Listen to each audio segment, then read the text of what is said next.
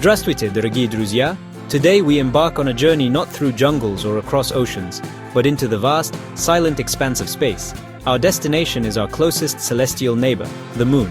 For millennia, humanity gazed at its silvery disk, dreaming of one day walking upon its surface. This dream, which seemed like pure fantasy for so long, began to take shape in the mid-20th century. The era was defined by a remarkable period of scientific competition and discovery known as the space race. Two great nations, the Soviet Union and the United States, pushed the boundaries of technology, each striving to be the first to achieve new milestones in space exploration. It was a time of incredible ambition and daring. The journey was filled with both triumphs and setbacks. The Soviet Union achieved many historic firsts: the first satellite, Sputnik, in 1957, the first animal in orbit, the brave dog Laika, and of course the first human in space, the legendary Yuri Gagarin, in 1961.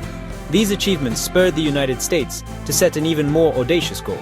In 1961, President John F. Kennedy declared the intention to land a man on the moon and return him safely to Earth before the end of the decade.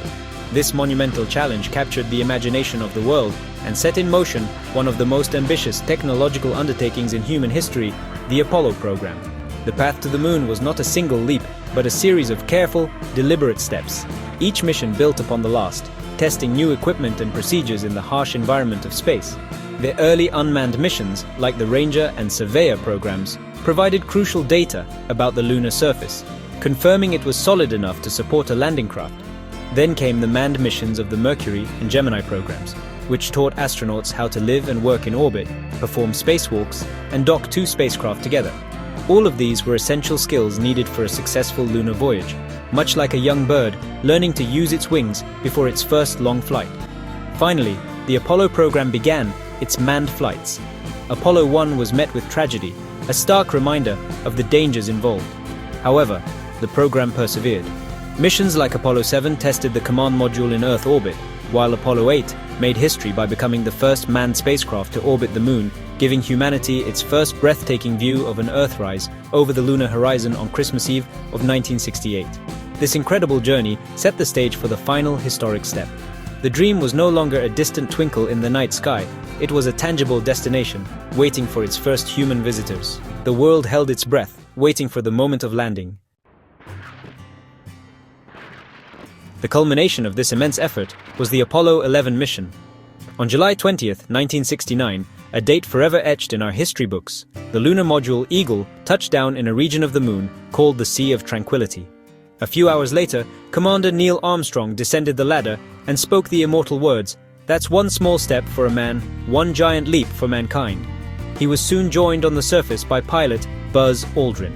Together, these pioneers spent over 2 hours exploring the alien landscape, planting the American flag, and setting up scientific experiments. They left behind not just footprints, but the descent stage of the Eagle, a symbol of humanity's arrival. Apollo 11 was just the beginning of our exploration. Following its success, 5 more missions successfully landed humans on the Moon. Apollo 12, with astronauts Pete Conrad and Alan Bean, landed in the Ocean of Storms in November 1969, demonstrating a pinpoint landing near the previously sent Surveyor 3 probe. Apollo 14, in February 1971, saw Alan Shepard and Edgar Mitchell explore the Fra Mauro Formation. Shepard famously hit 2 golf balls on the lunar surface, a moment of lightheartedness in a place of profound scientific work. Each mission ventured to a new, geologically interesting site, expanding our knowledge. The later missions, Apollo 15, 16, and 17, were even more ambitious, thanks to a remarkable vehicle, the Lunar Roving Vehicle, or LRV.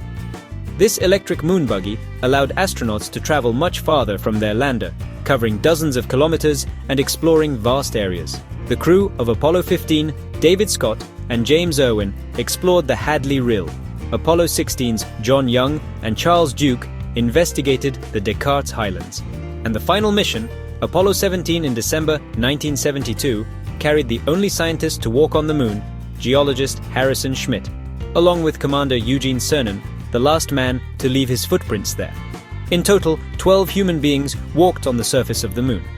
They left behind a wealth of scientific instruments, including retroreflectors, which we will discuss later, seismometers that measured moonquakes, and other experiments. They also left behind the descent stages of their 6 lunar modules and the 3 lunar roving vehicles. These artifacts remain on the moon to this day, silent monuments to one of humanity's greatest achievements. They are part of a historical record, preserved in the vacuum of space, waiting for future explorers to visit.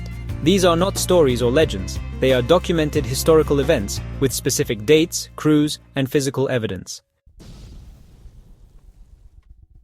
But how can we be so certain these incredible journeys took place?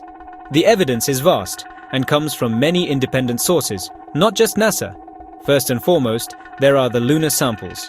Over the 6 landings, astronauts collected and brought back to Earth a total of 382 kilograms of moon rocks and soil. These rocks are unlike almost anything found on Earth. They are completely devoid of water, show signs of formation in a low-gravity, vacuum environment, and have been subjected to billions of years of cosmic ray bombardment.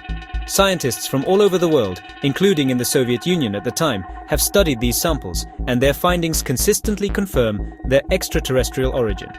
Beyond the rocks, we have an immense archive of photographs and video footage. During the missions, astronauts took thousands of high-quality photographs, documenting every aspect of their work.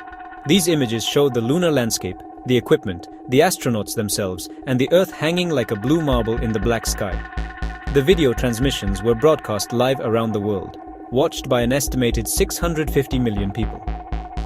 While some point to supposed anomalies in these images, such as the lack of stars, scientists have thoroughly explained these phenomena.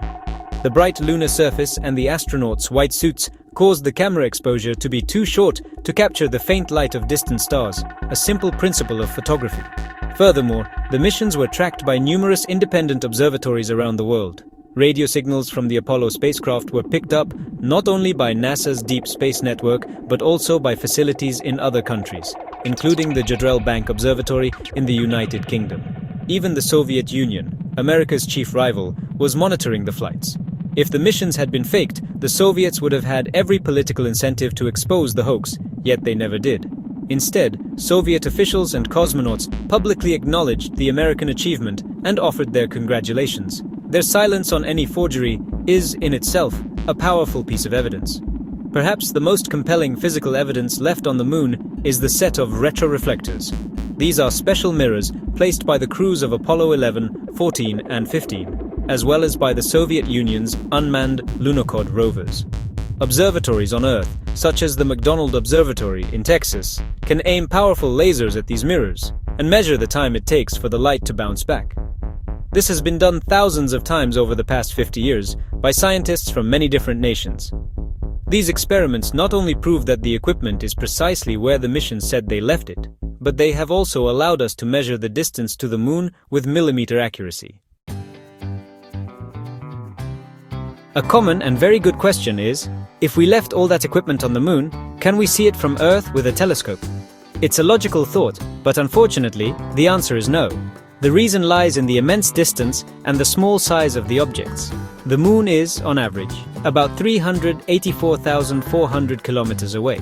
Even the largest piece of equipment, the descent stage of a lunar module, is only about 10 meters wide. To see something that small from such a distance would require a telescope far more powerful than any that currently exists on Earth or in orbit, including the Hubble Space Telescope. It's like trying to spot a small car in Moscow from a window in Vladivostok. However, just because we cannot see them from our backyards does not mean they are invisible. In recent years, we have sent new robotic explorers to orbit the moon, equipped with much more powerful cameras than before. The most notable of these is NASA's Lunar Reconnaissance Orbiter, which has been mapping the moon in incredible detail since 2009. The LRO has flown over and photographed all 6 of the Apollo landing sites. In its high-resolution images, we can clearly see the evidence of these historic missions. They are not blurry smudges, they are sharp and unmistakable photographs. In the LRO images, you can clearly identify the descent stages of the lunar modules, visible as distinct angular shapes casting long shadows on the lunar surface. Even more remarkably, you can see the scientific instrument packages left behind by the astronauts. The images are so detailed that you can even trace the faint, dark paths of the astronauts' footprints and the tracks left by the lunar roving vehicles on the later missions. These tracks, preserved perfectly in the airless environment, crisscross the landscape around the landing sites, showing exactly where the explorers roamed. These are not artists' impressions. They are modern, high-definition photographs. These images from the LRO, as well as from orbiters sent by other nations like India and China, provide definitive, modern confirmation of the Apollo landings. They show us that the historical record is accurate. The artifacts of human exploration are precisely where the Apollo astronauts reported leaving them over half a century ago. Thus, while we cannot see them with our own eyes through a telescope, our robotic eyes in lunar orbit have provided undeniable visual proof. The official historical data is fully supported by modern observation. The human journey to the moon is not a myth. It is a documented, verifiable, and monumental chapter in our shared history.